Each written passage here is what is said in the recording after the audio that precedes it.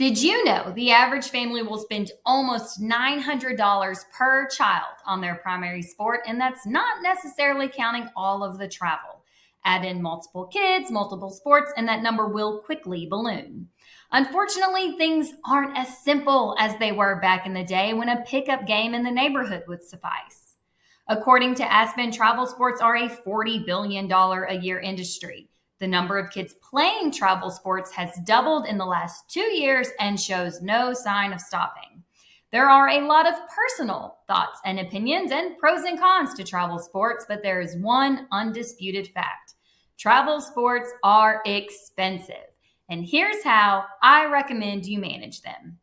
Number one, budget for them, and more importantly, budget loudly. Have honest conversations with your kids about how expensive these programs are. Make sure everyone in your family understands that this is not a small commitment of money and time. Children need to understand that participating in these programs likely means cutting other extras like entertainment or vacation. It's hard to say no to your kids, but you can teach your children a lot about sound money management and prioritizing wants by involving them in the conversation. Number two, once we've determined extracurricular activities are a want, not a need, introduce the idea of gifting the experience. Maybe grandma and grandpa can gift a tournament fee for your child's birthday. Number three, don't underestimate lodging, food, and gas. Most people cringe enough when they see the tournament registration and uniform fees. When evaluating if your family can afford a sport, ask the coach before you commit for a schedule. Project how far and how many overnights you are committing to and estimate the spend.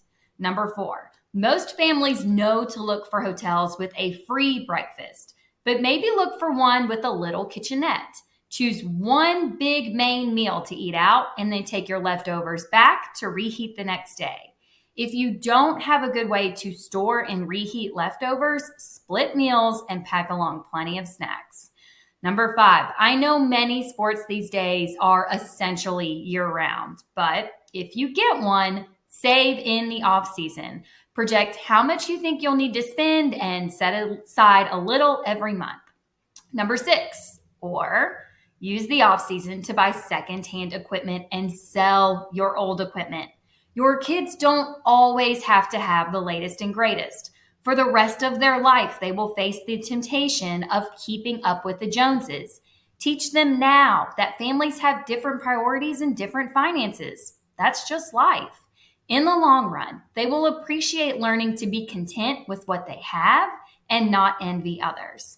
Number seven, I hate it, you hate it, but it's a necessary evil.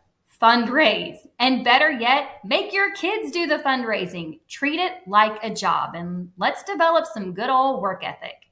And finally, number eight, start with a rec league and stay in a rec league as long as possible.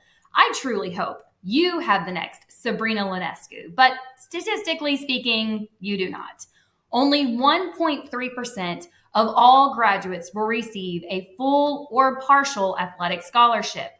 Here is a nice chart showing the odds of becoming a professional athlete. See, the blue represents athletes in college, the orange is those drafted, and the green, those are the athletes that go professional. The odds are minuscule, like can't even be represented visually on a graph. Okay, I know that came off a little harsh, but here's the point I'm trying to make. Competitive sports can be a wonderful learning and development opportunity for kids. For many families, it provides an avenue for quality time and socialization.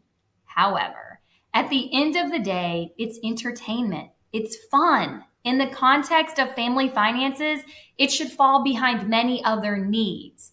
I cannot imagine a better avenue for demonstrating and educating your kids on how to be financially responsible. That's it for this week. This is Jeannie, the 401k lady.